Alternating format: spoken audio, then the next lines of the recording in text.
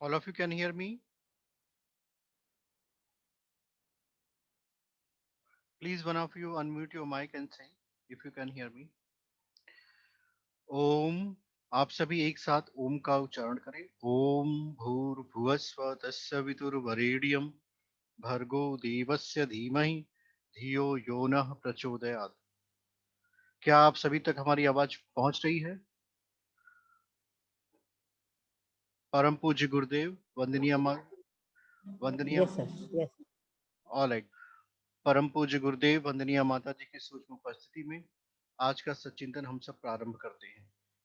ओम भूर, हमारे साथ साथ गायत्री महामंत्र का एक साथ उच्चारण करें आप लोग। ओम भूर्भुवस्व तस्य वितुर्वरेण्यं भर्गो देवस्य धीमहि धियो यो नः प्रचोदयात्। गुरुर्ब्रह्मा गुरुर्विष्णु गुरुरेव महेश्वरः गुरु साक्षात् परब्रह्म तस्मै श्री गुरुवे नमः। अखंड मंडलाकारं व्याप्तं येन चराचरं तत्पदं दर्शितं येन तस्मै श्री गुरुवे नमः। मातृवत्र लालयति च विष्णुवर्त मार्गदर्शिता नमो गुरुसत्ताये श्रद्धा प्रज्ञा युता चया। ओम श्री गुरुवे नमः। मानव का जीवन जो हमें मिला है वो अनमोल है। इसका एक एक क्षण बहुमूल्य है। परम पूज्य गुरुदेव, वंदनीय माता जी की सूक्ष्म उपस्थिति में आज का सच्चिंतन हम सभी प्रारंभ करते हैं। गुरु चेतना का प्रकाश आप सभी के जीवन में बना रहे, यही हमारी कामना है। इसी के साथ आज का सच्चिंतन प्रारंभ करते हैं। जो हमारा आज विषय था कि यूनिटी विद डिविनिटी, इसका अर्थ होता है कि हम दिव्यता के साथ एकात्मता कैसे स्थापित करें। तो दिव्यता के साथ एकात्मता हमारी क्यों नहीं स्थापित हो पाती है? आप स्वयं से प्रश्न करें, क्या आपने अभी तक परमात्मा का अनुभव किया? इसका उत्तर तुरंत आपको मिलेगा, नहीं, अभी तो नहीं हो पाया। जीवन की जो सारी उपलब्धियां आपके पास हैं, वह इस एक उपलब्धि के आगे समझ लीजिए बेकार है। अगर आपने आज तक परमात्मा का अनुभव नहीं किया है तो संसार भर की सारी उपलब्धियां आपके लिए बेकार है।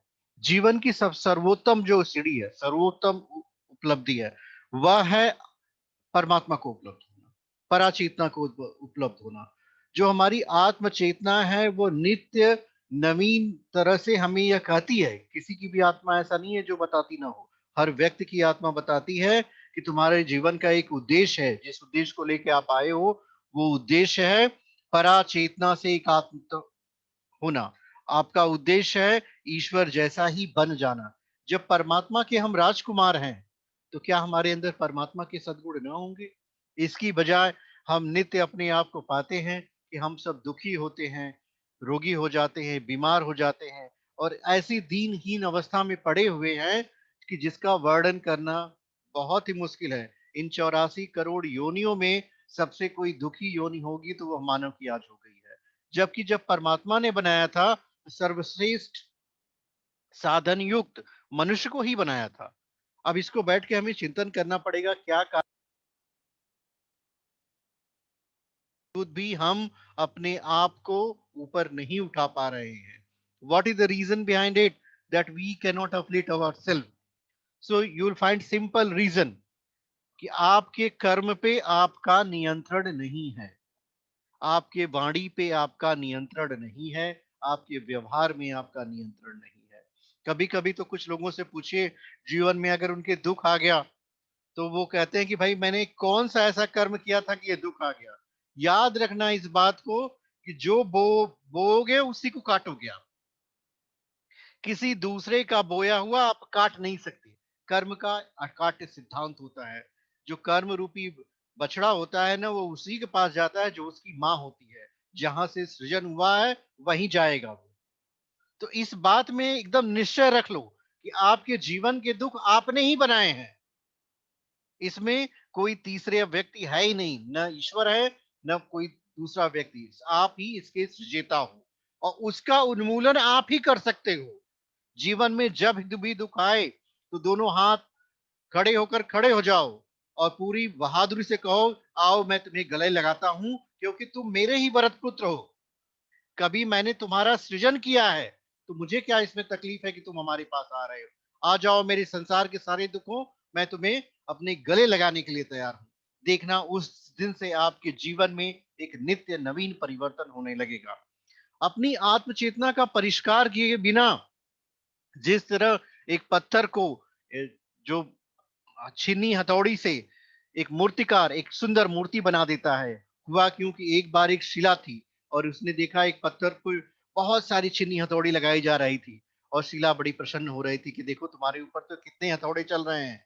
और दूसरे दिन हुआ क्या कि वो जो शिला थी एक दिव्यमान मूर्ति के रूप में परिवर्तित हुई, उसे मंदिर में प्रतिष्ठित करना पड़ा और जो पत्थर था उसे जमीन पर रखना पड़ा। तो जो जीवन के आपके कुठाराघात हैं, जो वो आपकी कठिनाइयां हैं, जो आपकी विषमताएं हैं, उनका उद्देश्य है आपके अंदर देवत्व को जागृत करना। अगर आप अपने अंदर के देवत्व को जागृत नहीं कर रहे हो और अभी भी कुंभकर्ण की निद्रा में आप सोए हुए हैं, तो जान लीजिए कि आपने एक बहुत ही बहुमूल्य अवसर गवा दिया। इतना अनमोल अवसर किसी को नहीं मिलेगा। बताइए, 84 करोड़ योनियों में भटकने के बाद तो एक जन्म मनुष्य का मिला। अब इसके बाद फिर शुरू करेंगे, फिर 84 का चक्र लगाएंगे अगर यहां से हम ऊपर नहीं उठे। तो सबसे अच्छी योनि में आने के बाद हम सबका कर्तव्य बनता है कि हम सब अपने आप को ऊपर उठाएं। जितना जितना आप कोशिश करो, इसमें कोई ऐसी बात नहीं है कि आपके लिए असंभव हो। स्वामी विवेकानंद ने अपने आप को उठाया, रामकृष्ण परमहंस ने उठाया, परम पूज्य गुरुदेव श्री राम शर्मा आचार्य ने अपने आप को उठाया और करोड़ों लोगों को उठा रहे हैं। दोनों हाथ फैलाए हुए आपके सामने खड़े हैं और कह रहे हैं कि हे मेरे पुत्रों, आप सभी उठो और अपने अंदर के देवत्व को जागृत करो। आप अगर पाएंगे इस जीवन में तो बहुत ही इसी काल के योगी थे। मीराबाई भी इसी काल में आई थी, संत कबीर भी इसी काल में आए थे, रैदास भी इसी काल में आए थे। न कोई अमीर होना इसके लिए कोई गुण है था, न तो गरीब होना, न तो कम पढ़ा लिखा, न तो बहुत पढ़ा लिखा। अगर आप बहुत पढ़ा लिखा देखेंगे तो पाएंगे योगी अरविंद, उन्होंने स्वयं को ही परमात्मा में विलीन कर दिया और उसके बाद महायोग को का अवतरण हुआ इस धरती पे। आप अगर पाएंगे कम पढ़ा लिखा तो संत कबीर को देखिए, उनके भी विषय में कहा जाता है कि मस्त कागज छुए नहीं, कलम गयो नहीं हाथ। जिसने कागज को स्पर्श तक नहीं किया, कलम का स्पर्श तक नहीं किया, वह व्यक्ति अब इस पूरी समष्टि में एक उदाहरण बन जाता है। तो ये उदाहरण बनने का जो कारण है वो सिर्फ एक ही है, समझ लीजिए। अपने अंदर इस बात की उत्सुकता आप ले आए कि हाँ, हमें उठना है। किससे उठना है? अपनी पशुवत प्रवृत्तियों से अपने आप को ऊपर उठाना है। आपके अंदर जो प्रवृत्तियां हैं वो आपकी अपनी नहीं है। कभी भी यह सोचने का प्रयास मत करिएगा कि आप जिस भी अवस्था में पड़े हुए हैं ये मनुष्य के गुणों की वजह से पड़े हुए हैं। मनुष्य का जो दिव्य गुण है वह उसे देवत्व की तरफ ले जाता है। अगर कोई नीचे की तरफ आप जाएगा तो आपको अधोगति आएगी, अगर आपका वीर ऊपर की तरफ जाएगा तो आप ऊर्ध्वगति में जाओगे। वही प्रकाश ब्रह्म प्रकाश के रूप में प्रस्फुटित होता है। आपके अंदर की अपनी ही ऊर्जा, आत्मा स्वयं में प्रकाश स्वरूप है, उसे कहीं से प्रकाश की आवश्यकता नहीं है। उसके अंदर स्वयं चिंगारी है, सिर्फ जरूरत है इस बात की कि उस चिंगारी को दावानाल बनाने की। आप अपने आप को पाएंगे कि आप मानव नहीं, महामानव की कैटेगरी में अपने आप को पाएंगे। आप सभी अपने आप में इस विश्वास को दृढ़ कर लीजिए कि परमात्मा ने सब कुछ आपको दे दिया है। आप साधारण मानव नहीं, महामानव है। उस महामानव की प्रवृत्तियों को ऊपर उठाइए। हमारे साथ साथ 3 बार गायत्री महामंत्र आप लोग जहां भी हैं बोले, ओम भूर्भुवस्व तत्सवितुर्वरेण्यम भर्गो देवस्य धीमहि धियो यो नः प्रचोदयात्। ओम भूर्भुवस्व तत्सवितुर्वरेण्यम तत्सवितुर्वरेण्यं भर्गो भर्गो देवस्य देवस्य धीमहि धीमहि धियो यो न यो प्रचोदयात्। न ये प्रचोदयात्। गायत्री महामंत्र ही देवत्व को जागृत करने का महामंत्र है। यह कोई साधारण महामंत्र नहीं है।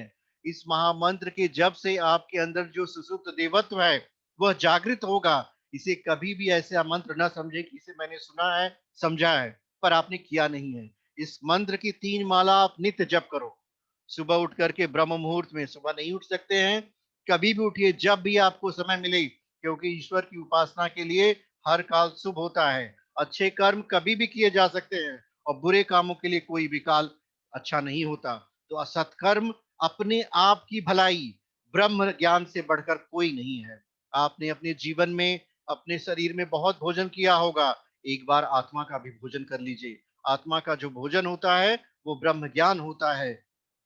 इस भोजन के प्राप्त करने के बाद आत्मा स्वमेव प्रकाश स्वरूप हो जाती है। अपनी नेत्रों को बंद करके जब आप स्वयं में के अंदर प्रविष्ट होंगे, तब आपको पता चलेगा कि कितना बड़ा खजाना आपके अंदर छिपा था, जिसे आप पा नहीं सके। ये खजाना अदृश्य है। एक बहुत बड़ी समस्या आत्मबोध और परमात्म ज्ञान के सामने यही आती है कि यह तो अदृश्य है, पर अनुभव से परे नहीं है। यह बात हमेशा अदृश्य इसलिए है क्योंकि इसे आंखों से देख नहीं सकते। यह बोधगम्य है, इंद्रियों के परे है, पर अनुभव तो होता है।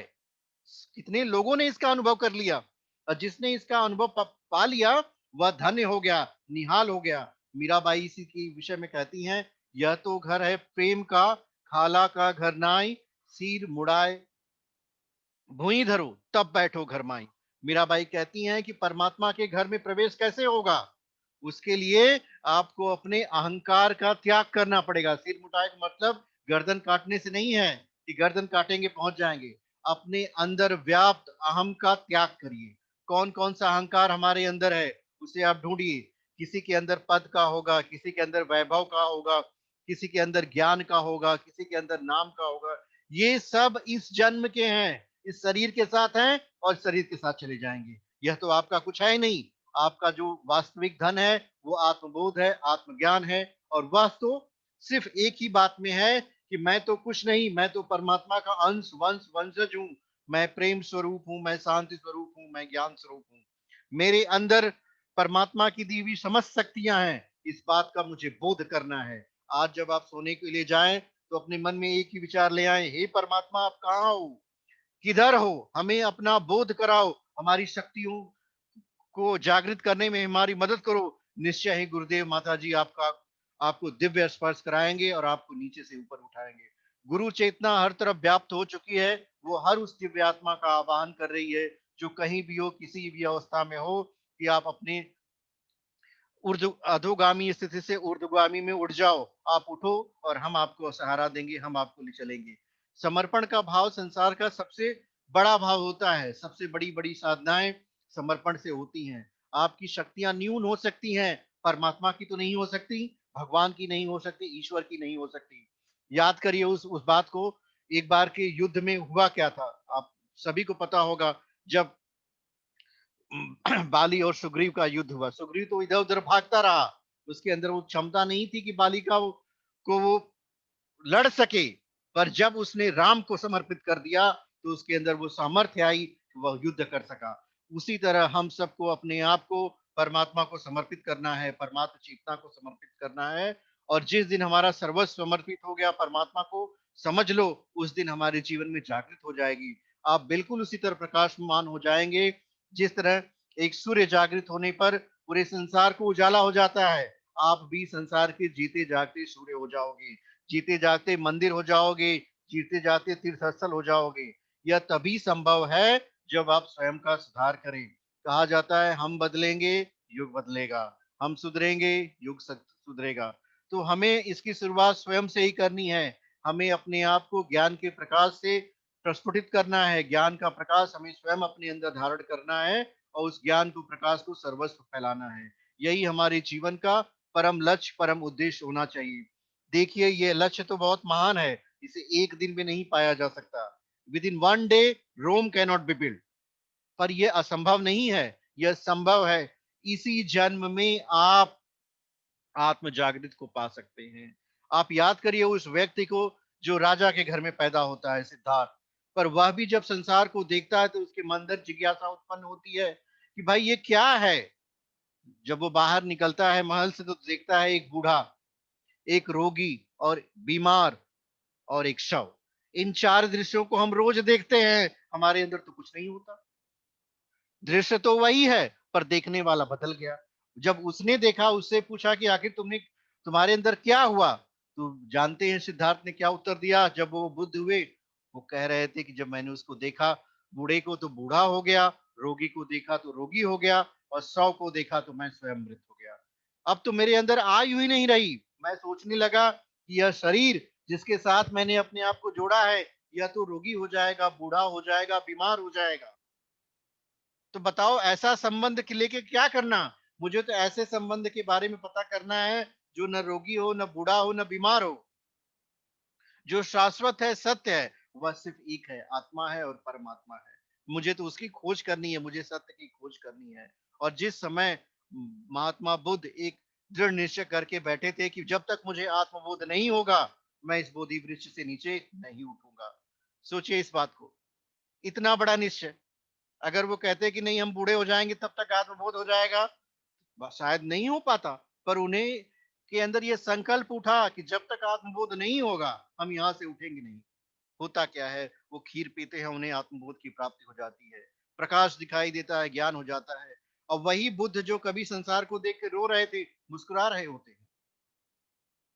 व्यक्ति तो वही है, बदल क्या गया? बदल गया उसके अंदर का बोध, उसके अंदर की अनुभूति। अब तो वो कह रहा है कि मैं तो अजर हूँ, अमर हूँ, अविनाशी हूँ, मुझे किस बात का रोना? दुखमय तो संसार है जिसकी निवृत्ति हो रही है, और सुखमय तो मैं स्वयं आत्मा हूँ। इसकी अनुभूति कहानी नहीं है, यह जीवन का दृश्य है। आप सभी को इस दृश्य में अपने आप को समेटना होगा, इस दृश्य को अपने आप आंखों के सामने लाना होगा कि इसी युग के ये अवतारी चेतनाएं हैं, मनुष्य के रूप में आई और परमात्मा के रूप में हो गई। सोचिए इस बात को। आज महात्मा बुद्ध की पूजा होती है, गुरु नानक की होती है, संत कबीर की होती है, परम पूज्य गुरुदेव की होती है वंदनीय माता जी की होती है। क्यों होती है?